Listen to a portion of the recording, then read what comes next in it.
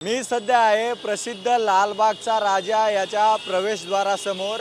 आपण पाहू शकता 90 वर्षापेक्षा जास्त आणि मुंबईतील जगातील सर्वात मोठा आणि प्रसिद्ध गणेश मंडळ असलेला लालबागच्या राजाच्या स्वागतासाठी आणि भाविकांसाठी हे लालबागच्या राजाच्या समोर जे प्रवेशद्वार बनवण्यात आलेले आहे, राजवाडा थीममध्ये हे प्रवेशद्वार बनवण्यात आलेलं आहे, ज्यामध्ये आपल्याला फुलांची सजावट असेल आणि टिपिकल महाराष्ट्र मध्ये जे राजवाडे होत होते त्या प्रकारची थीम यावर्षी लालबागच्या राजाच्या प्रवेशद्वाराला देण्यात आलेली आहे।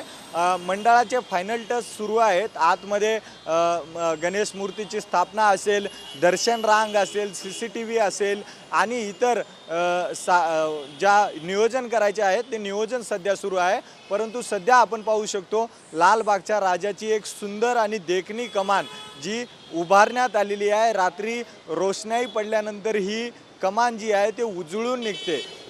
खरं तर आपण जर पाहायला गेलो तर बाहुबली पिक्चरमध्ये ज्या प्रकारे हत्तीच्या सोंडा आपण जेव्हा बाहुबलीच्या साम्राज्यामध्ये एंट्रीला पाहतो, त्या हत्तीच्या मूर्तीसुद्धा या राजवाडा थीममध्ये आपल्याला पाहायला मिळत आहेत। सोबतच नक्षीकाम असेल जे आपण पाहू शकतो, नक्षीकाम हे खूप बारीक करण्यात आलेलं आहे। ते नक्षीकामसुद्धा या लालबागच्या राजाच्या कमानीवर दिसत आहे। यावर्षी लालबागच्या राजाची खासियत ही आहे की यावर्षी अंबानी फॅमिलीमधील अनंत अंबानी यांना सुद्धा लालबागच्या राजाच्या कमिटीमध्ये सदस्यत्व देण्यात आलेलं आहे। आणि आपण जर पाहिलं तर लालबागच्या राजाच्या मेन एंट्रन्समध्ये मार्केट आहे, जिथं गणेश भक्त खरेदी करण्यासाठी येत आहेत।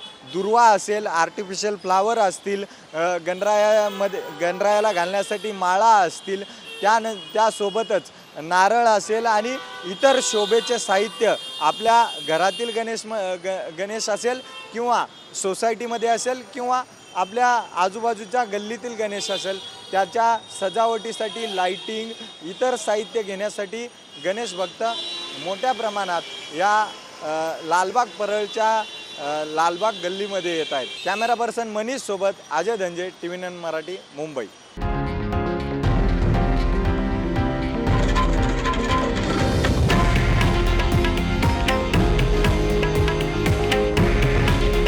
हे आहे देशातील नंबर 1 न्यूज नेटवर्क आणि आपण पाहत आहात TV9 मराठी। काळजी तुमची, हित महाराष्ट्राचं।